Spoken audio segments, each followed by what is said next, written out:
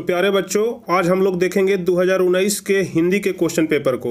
यानी कि 2019 में बिहार बोर्ड में हिंदी के क्वेश्चन पेपर में जितने सारे भी प्रश्न पूछे गए थे, सारे प्रश्न का आज हम लोग सॉल्यूशन देखेंगे, सारे प्रश्न का उत्तर हम आपको आज बताएंगे। तो चलिए हम वीडियो को शुरू करते हैं और बारी बारी से आपको एक एक प्रश्न का उत्तर बताते हैं जो प्रश्न 2019 में हिंदी के एग्जाम में पूछे गए थे। तो यदि आप लोग चैनल पर नए हैं, पहली बार वीडियो देख रहे हैं, तो चैनल को जरूर सब्सक्राइब कर दीजिएगा ताकि आगे के भी सभी वीडियो का नोटिफिकेशन आपको मिल सके। क्योंकि इस चैनल पर आप सभी लोगों को जैसा कि पता है, आप लोग वीडियो देखे ही होंगे कि मैट्रिक की तैयारी बहुत ही बेहतरीन तरीके से कराई जा रही है और आगे भी कराई जाएगी। तो चलिए हम जल्दी से आगे बढ़ते हैं और आगे आपको एक एक करके सारे प्रश्न का उत्तर बताते हैं। तो पहले नंबर क्वेश्चन से हम लोग बढ़ेंगे। तो पहला नंबर क्वेश्चन यहाँ पर कह रहा है कि ज्योतिर्मय उदाहरण है, बताइए किसका उदाहरण है। पहला नंबर क्वेश्चन ज्योतिर्मय उदाहरण है, किसका उदाहरण है बताइए। स्वर संधि का, कि व्यंजन संधि का, कि विसर्ग संधि का, कि समास का। बताइए पहला का कौन सा जवाब सही होगा। तो आप लोग ध्यान रखिएगा, पहला का बी नंबर ऑप्शन सही होगा। ज्योतिर्मय उदाहरण है व्यंजन संधि का। जो पहले से यहाँ पर टिक लगा हुआ है, आप लोग इस पर ध्यान मत दीजिएगा, यह स्टूडेंट के द्वारा परीक्षा में ही लगाया गया है, जो कि गलत भी हो सकता है और सही भी हो सकता है, इसलिए आप लोग अपने मन से जवाब दीजिएगा। ज्योतिर्मय किसका उदाहरण है, व्यंजन संधि का उदाहरण है। चलिए दूसरा नंबर क्वेश्चन कह रहा है कि ढहते विश्वास कहानी की प्रमुख पात्र कौन है। बताइए दूसरा नंबर क्वेश्चन, ढहते विश्वास कहानी की प्रमुख पात्र कौन है। मगम्मा है, कि सीता है, कि लक्ष्मी है, कि पपाती है। बताइए दूसरा का कौन सा जवाब सही होगा। तो आप लोग पढ़े होंगे ढहते विश्वास वाली कहानी, उसमें मुख्य पात्र के रूप में कौन है, लक्ष्मी है। दूसरा का सी नंबर ऑप्शन सही हो जाएगा। चलिए तीसरा नंबर क्वेश्चन जो कि काफी आसान क्वेश्चन है, अभिनयो किस देश में है। बताइए अभिनयो किस देश में है। तो आप सभी लोग जानते होंगे, कहानी में पढ़े होंगे अभिनयो वाले में, कि अभिनयो फ्रांस का एक शहर का नाम है, यानी कि अभिनयो फ्रांस देश में है। चलिए चौथा नंबर क्वेश्चन, जहां दोनों पद प्रधान हो वहां कौन सा समास होगा। बताइए जहां दोनों पद प्रधान हो वहां कौन सा समास होगा। कुल 50 क्वेश्चन आपको इस सेट में हम बताएंगे, क्योंकि 2019 में हिंदी के एग्जाम में कुल 50 ऑब्जेक्टिव क्वेश्चन पूछे गए थे। 50 क्वेश्चन का आंसर हम आपको बताएंगे। यदि आप लोग वीडियो को अभी तक लाइक नहीं किए हैं तो लाइक जरूर कर दीजिएगा और एक बार चैनल को जरूर सब्सक्राइब कर दीजिएगा, जिससे कि आगे का भी नोटिफिकेशन आपके पास पहुंचते रहे। तो बताइए जहां दोनों पद प्रधान हो उसको क्या कहते हैं। तो हम आपको बताए थे कि जहां दोनों पद प्रधान होता है उसको द्वंद्व समास कहते हैं। जहां दोनों पद प्रधान होता है उसको द्वंद्व समास कहते हैं। आप लोग ध्यान रखिएगा, चौथा का डी नंबर ऑप्शन सही हो जाएगा। पांचवा नंबर क्वेश्चन, हजारी प्रसाद द्विवेदी द्वारा रचित पाठ कौन सा है। बताइए पांचवा नंबर, हजारी प्रसाद द्विवेदी द्वारा रचित पाठ कौन सा है। काफी आसान क्वेश्चन पूछे गए थे 2019 में, लेकिन काफी महत्वपूर्ण है, क्योंकि आप सभी लोग जानते हैं कि प्रीवियस ईयर से क्वेश्चन हर एक वर्ष पूछे जाते हैं। 2018 से भी पूछे जाएंगे, 2019 से भी पूछे जाएंगे, 2020 से भी कुछ क्वेश्चन आपके 2021 के एग्जाम में पूछे जाएंगे। तो चलिए बताइए हजारी प्रसाद द्विवेदी द्वारा रचित पाठ कौन सा है। नाखून क्यों बढ़ते हैं, कि बहादुर की अभिनयों की मछली। हम आपको कहानी और कहानीकार के नाम को याद करने के लिए बोले थे, बार बार बोलते हैं कि काफी महत्वपूर्ण है, हर एक बार पूछा जाता है, इसलिए आप लोग याद कर लीजिएगा। तो आप लोग ध्यान रखिएगा, हजारी प्रसाद द्विवेदी द्वारा रचित पाठ कौन सा है। तो नाखून क्यों बढ़ते हैं, पांचवा का ए नंबर ऑप्शन सही हो जाएगा। नाखून क्यों बढ़ते हैं, यह हजारी प्रसाद द्विवेदी के द्वारा लिखा गया है। चलिए छठा नंबर क्वेश्चन, हिंदी कविता में प्रयोगवाद का सूत्रपात किसने किया। बताइए हिंदी कविता में प्रयोगवाद का सूत्रपात किसने किया।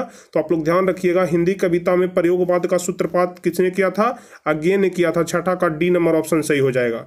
यदि आप लोग जान रहे हैं तो जल्दी जल्दी से नीचे लाइव चैट में आप लोग बताते चलिएगा आंसर, या फिर नीचे कमेंट में, क्योंकि आपके पास समय बहुत कम रहेगा। कम समय में आपको अधिक प्रश्न को पढ़ना रहेगा, अधिक प्रश्न को हल करना रहेगा, इसलिए आप लोग जल्दी जल्दी से हर एक प्रश्न का उत्तर बताते चलिएगा।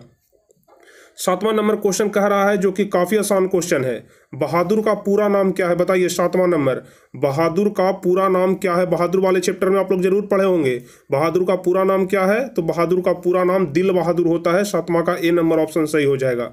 बहादुर का पूरा नाम दिल बहादुर है। चलिए आठवां नंबर क्वेश्चन देखेंगे, राम नाम बिनु बिरथे जग जन्मा। यह पंक्ति बताइए किनकी लिखी हुई है। राम नाम बिनु बिरथे जग जन्मा, यह पंक्ति किनकी लिखी हुई है। आठवां का कौन सा ऑप्शन सही होगा। राम नाम बिनु बिरथे जग जन्मा, यह पंक्ति किस कवि के द्वारा लिखा गया है।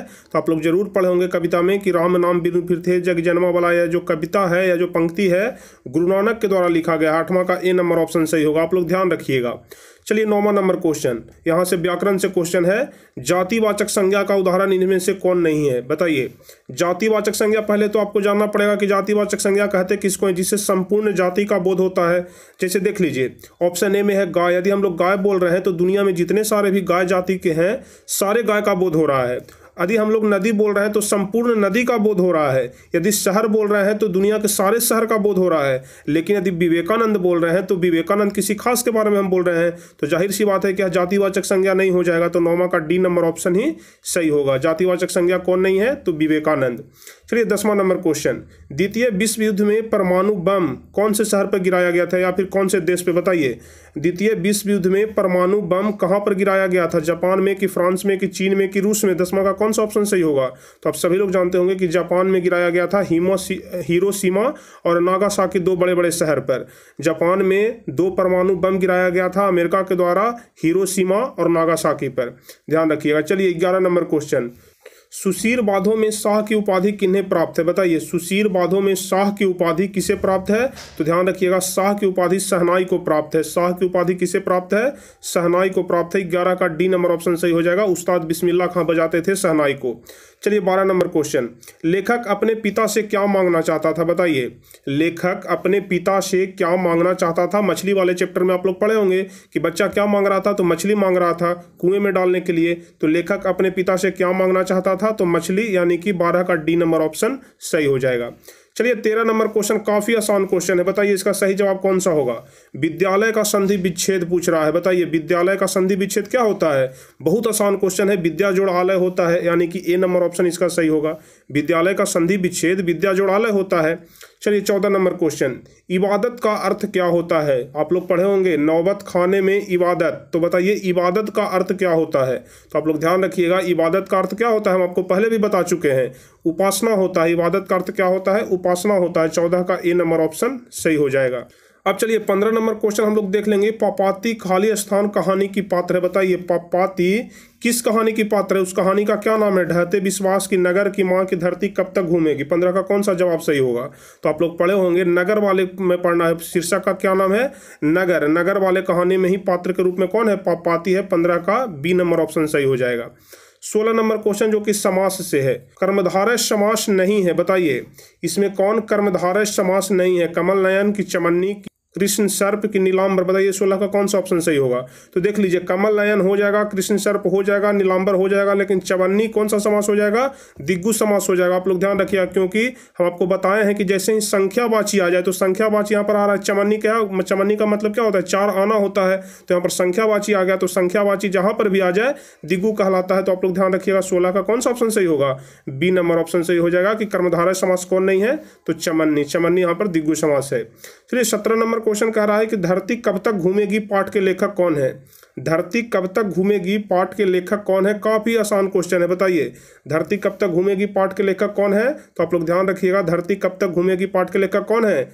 सावरदैया है। 17 का ए नंबर ऑप्शन सही हो जाएगा। धरती कब तक घूमेगी पाठ के लेखक सावरदैया है। चलिए 12 नंबर क्वेश्चन, लेखक अपने पिता से क्या मांगना चाहता था? फिर से रिपीट क्वेश्चन है। बताइए, 13 नंबर क्वेश्चन यहाँ पर दोबारा रिपीट हो गया है। चलिए आगे बढ़ जाते हैं हम लोग 18 नंबर क्वेश्चन से। बार बार एक ही क्वेश्चन को हम लोग रिपीट कर दिए। चलिए 18 नंबर क्वेश्चन यहाँ से है, रामविलास शर्मा का जन्म खाली स्थान ईस्वी में हुआ। बताइए 18 नंबर क्वेश्चन, रामविलास शर्मा का जन्म कितने ईस्वी में हुआ था? बताइए 18 का कौन सा ऑप्शन सही हो जाएगा? तो आप लोग ध्यान रखिएगा, 18 का कौन सा जवाब सही होगा? 1912 ईस्वी। रामविलास शर्मा का जन्म कब हुआ था? 1912 ईस्वी को हुआ था। 18 का डी नंबर ऑप्शन सही होगा। ईस्वी सन आप लोग ध्यान रखिएगा। चलिए 19वां नंबर क्वेश्चन, परिमाणवाचक विशेषण कौन है? जिससे भी परिमाण का बोध हो रहा है उसे परिमाणवाचक विशेषण कहते हैं। तो सुंदर से परिमाण का बोध हो रहा है, नहीं हो रहा है। 4 से हो रहा है, नहीं हो रहा है। पुराना से हो रहा है, नहीं हो रहा है।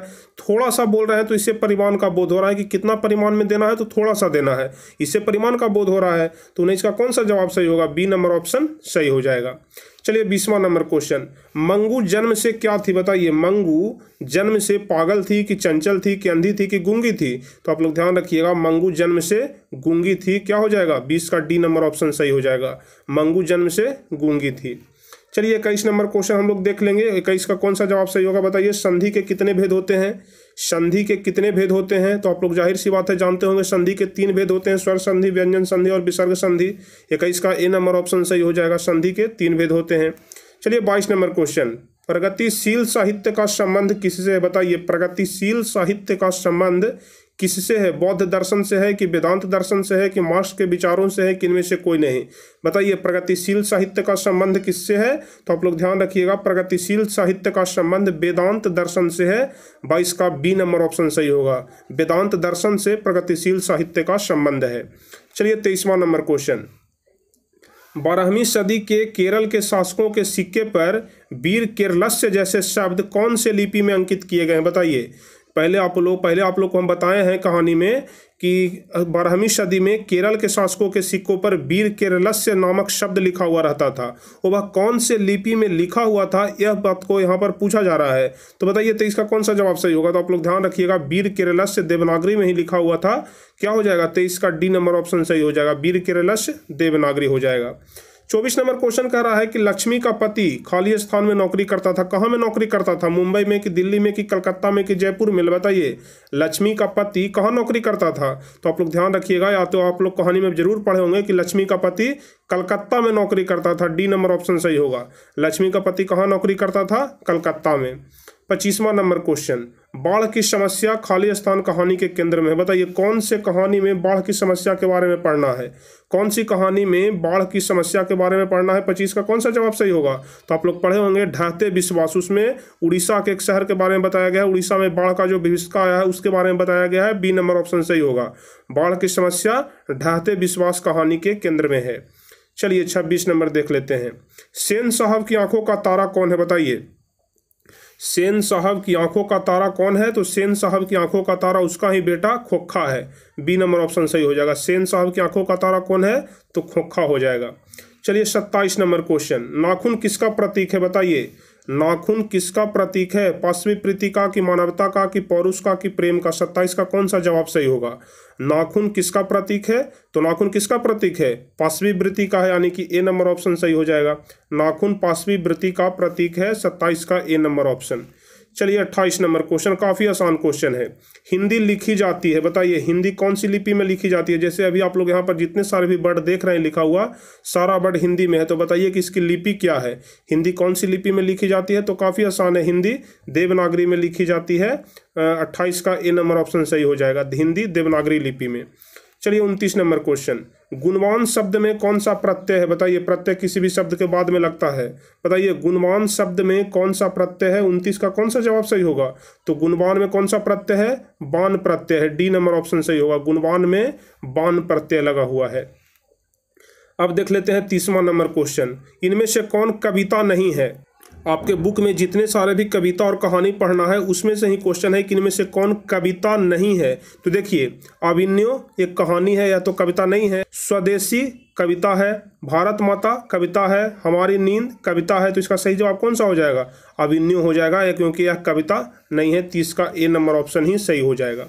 चलिए 31 नंबर। कर्मधारय समास इसमें से कौन सा है? बताइए 31 नंबर क्वेश्चन पूछ रहा है कि कर्मधारय समास कौन है? चतुर्भुज है कि चंद्रमुख है कि ऋषिपुत्र है कि वनवास है? इसमें कर्मधारय समास कौन है? बताइए। तो इसमें कर्मधारय समास कौन हो जाएगा? चंद्रमुख हो जाएगा। कर्मधारय समास चंद्रमुख हो जाएगा। 31 का सी नंबर ऑप्शन सही होगा। चलिए 32 नंबर क्वेश्चन। निम्नलिखित में से संज्ञा का भेद है। बताइए संज्ञा का कौन भेद है? पुरुषवाचक या संज्ञा का भेद है? नहीं है। संबंधवाचक नहीं है। निजवाचक नहीं है। लेकिन संज्ञा का भेद व्यक्तिवाचक होता है, इसलिए इसका बी नंबर ऑप्शन सही हो जाएगा। चलिए 33 नंबर क्वेश्चन कह रहा है कि बिस्मिल्लाह खां का संबंध किससे है? बिस्मिल्लाह खां क्या बजाते थे? बांसुरी बजाते थे कि तबला बजाते थे कि हारमोनियम की शहनाई? तो आप लोग पढ़े होंगे कहानी में कि बिस्मिल्लाह खां क्या बजाते थे? उस्ताद बिस्मिल्लाह खां शहनाई बजाते थे। डी नंबर ऑप्शन इसका सही होगा। बिस्मिल्लाह खां का संबंध शहनाई से है। 34 नंबर क्वेश्चन कह रहा है कि बिरजू महाराज खुद को किसका शागिर्द मानते थे? इस वाले क्वेश्चन पर जरा आप लोग गौर करिएगा। विद्युत महाराज खुद को किसका शागिर्द मानते थे? यहाँ पर अधिकांश बच्चे माँ का मार देते हैं, लेकिन जहाँ तक हम स्टडी किए हैं उसके अनुसार पिता का होना चाहिए, क्योंकि आप लोग बुक में भी देखिएगा। हाँ, अपने माँ को वह गुरु जरूर मानते थे, लेकिन शागिर्द मानते थे अपने पिता को ही। 34 का ए नंबर ऑप्शन इसका सही जवाब होना चाहिए। लेकिन खैर आप लोग थोड़ा इस क्वेश्चन को देख लीजिएगा, लेकिन हमारे ख्याल से इसका ए नंबर ऑप्शन सही होना चाहिए। 35 नंबर क्वेश्चन। सर्वनाम के कितने भेद होते हैं? बताइए। सर्वनाम के कितने भेद होते हैं? 35 का कौन सा जवाब सही होगा? तो देखिए आमतौर पर सर्वनाम के 6 भेद होते हैं। आप कहीं पर भी देख लीजिएगा, बुक में भी या फिर गूगल पर भी सर्च कर लीजिएगा, सर्वनाम के 6 भेद होते हैं। लेकिन यहाँ पर 6 तो लिखा हुआ नहीं है, इसलिए आप लोग यहाँ पर सबसे अधिक 5 लिखा हुआ है तो 5 ही मार दीजिए। 35 का ए नंबर ऑप्शन सही हो जाएगा। सर्वनाम के 5 भेद होते हैं। चलिए 36 नंबर, बाबा साहब भीमराव अंबेडकर का जन्म कितने ईस्वी में हुआ था? 36 नंबर क्वेश्चन बताइए, बाबा साहेब भीमराव अंबेडकर का जन्म कितने ईस्वी में हुआ था? तो आप लोग ध्यान रखिएगा, सबसे पहला नंबर ही चैप्टर है। बाबा साहब भीमराव अंबेडकर का जन्म कब हुआ था? 1891 ईस्वी में। 1891 ईस्वी में बाबा साहब भीमराव अंबेडकर का जन्म हुआ था। आपके हिंदी में सबसे पहला चैप्टर इन्हीं का लिखा हुआ है, ध्यान रखिएगा। 37 नंबर क्वेश्चन, पुरुषवाचक सर्वनाम का भेद इसमें से कौन नहीं है? बताइए, पुरुषवाचक सर्वनाम का भेद कौन नहीं है? उत्तम पुरुष है, अन्य पुरुष है, मध्यम पुरुष है, तो पुरुषवाचक सर्वनाम निश्चयवाचक नहीं हो जाएगा। डी नंबर ऑप्शन इसका सही होगा। पुरुषवाचक सर्वनाम का भेद इनमें से कौन नहीं है? तो निश्चयवाचक हो जाएगा। 38 नंबर क्वेश्चन कह रहा है कि नागरी लिपि पाठ के लेखक कौन है? काफी आसान क्वेश्चन, फिर से लेखक वाला सवाल आ गया। बताइए, नागरी लिपि पाठ के लेखक कौन है? तो आप लोग ध्यान रखिएगा, नागरी लिपि पाठ के लेखक कौन है? गुणाकर मूले हैं। 38 का बी नंबर ऑप्शन सही होगा। नागरी लिपि पाठ के लेखक गुणाकर मूले हैं। चलिए 39 नंबर, 20 के दांत पाठ की विद्या है। बताइए, 20 के दांत पाठ की कौन सी विद्या है? निबंध है कि कविता है कि कहानी है कि व्यक्ति चित्र है? तो 20 के दांत क्या है? कहानी है। डी नंबर ऑप्शन सही होगा। 20 के दांत कहानी है। चलिए 40 नंबर क्वेश्चन व्याकरण से है। अनुज शब्द में कौन सा उपसर्ग लगा हुआ है? बताइए, अनुज शब्द में कौन सा उपसर्ग लगा हुआ है? अ है कि ज है कि अन है कि अनु है? अनुज में, तो अनुज में कौन सा उपसर्ग है? अनु उपसर्ग है। बी नंबर ऑप्शन इसका सही होगा। अनुज शब्द में अनु उपसर्ग है। 41 नंबर क्वेश्चन कह रहा है कि कहानी है। बताइए, इसमें से कौन कहानी है? नाखून क्यों बढ़ते हैं कि नौबत खाने में इबादत की परंपरा का मूल्यांकन की बहादुर? तो ऊपर में भी हम आपको यही वाला क्वेश्चन बताए थे, बस घुमा करके दिया हुआ था, उल्टा करके दिया हुआ था। तो कहानी कौन हो जाएगा? बहादुर हो जाएगा। बी नंबर ऑप्शन इसका सही होगा। कहानी कौन है? तो बहादुर है। चलिए 42 नंबर क्वेश्चन, 7-8 क्वेश्चन और बच गया है, आप लोग जरूर देख लीजिएगा क्योंकि सारे क्वेश्चन यहाँ पर महत्वपूर्ण है। चलिए 42 नंबर क्वेश्चन कह रहा है कि मोटर को कोई खतरा हो सकता है तो किससे हो सकता है? मोटर को अगर किसी प्रकार का कोई खतरा हो सकता है तो किससे हो सकता है? खोखा से हो सकता है कि मदन से हो सकता है कि शेफाली से हो सकता है कि सीमा से हो सकता है? बताइए कौन सा ऑप्शन सही होगा 42 नंबर क्वेश्चन का? तो आप लोग पढ़े होंगे कहानी में कि मोटर को अगर खतरा हो सकता है तो किससे हो सकता है? खोखा से हो सकता है। 42 का ए नंबर ऑप्शन सही हो जाएगा। 42 का ए नंबर ऑप्शन सही होगा। चलिए 43 नंबर, ईसा की 14वीं-15वीं सदी के विजयनगर के शासकों ने अपने लेखों की लिपि को क्या कहा है? बताइए, ईसा की 14वीं-15वीं सदी के विजयनगर के शासकों ने अपने लेखों की लिपि को क्या कहा है? तो अपने लेखों की लिपि को नंदी नागरी कहा है। ईसा के 14वीं-15वीं सदी के विजयनगर के शासकों ने अपने लेखों की लिपि को नंदी नागरी लिपि कहा है। ए नंबर ऑप्शन सही होगा 43 नंबर क्वेश्चन का, आप लोग ध्यान रखिएगा। अब 44 नंबर क्वेश्चन, शुद्ध वाक्य है। बताइए, शुद्ध वाक्य इनमें से कौन सा है? तो इसमें से शुद्ध वाक्य हो जाना चाहिए रोटी ताजी है। बी नंबर ऑप्शन, रोटी ताजी है यह बिल्कुल शुद्ध वाक्य है। 44 का बी नंबर ऑप्शन इसका ही सही होगा। 45 नंबर क्वेश्चन देख लेते हैं, 5 क्वेश्चन और शेष बच गया है। विशेषण की विशेषता बतलाने वाले शब्द को क्या कहते हैं? या पिछले टेस्ट में भी हम आपको बताए थे, हिंदी वाले टेस्ट में। तो बताइए, विशेषण की विशेषता बतलाने वाले शब्द को क्या कहते हैं? तो विशेषण की विशेषता बतलाने वाले शब्द को क्या कहते हैं? प्रविशेषण कहते हैं। 45 का सी नंबर ऑप्शन सही हो जाएगा। ठीक है, आप लोग ध्यान रखिएगा, विशेषण की विशेषता बतलाने वाले को प्रविशेषण कहते हैं। जैसे हम लोग बोल रहे हैं कि राहुल बहुत पढ़ने में तेज है, या फिर सिर्फ हम लोग पहले इतना बोलते हैं कि राहुल पढ़ने में तेज है, या विशेषण हो गया। लेकिन यदि हम लोग बोलते हैं कि राहुल बहुत पढ़ने में तेज है, तो यहाँ पर राहुल के बारे में पहले तो विशेषता बतलाया जा रहा था कि राहुल पढ़ने में तेज है, लेकिन तेज का यहाँ पर विशेषता कौन बतला रहा है? बहुत लग गया, यानी कि बहुत पढ़ने में तेज है, तो इसी को प्रविशेषण बोलते हैं। चलिए 46 नंबर, बहादुर कहाँ का रहने वाला था? बताइए, बहादुर कहाँ का रहने वाला था? बिहार का कि नेपाल का कि उत्तर प्रदेश का कि भूटान का? कौन सा ऑप्शन सही होगा? तो आप लोग पढ़े होंगे बहादुर वाले कहानी में कि वह नेपाल का रहने वाला था। 46 का सी नंबर ऑप्शन सही होगा। बहादुर नेपाल का रहने वाला था।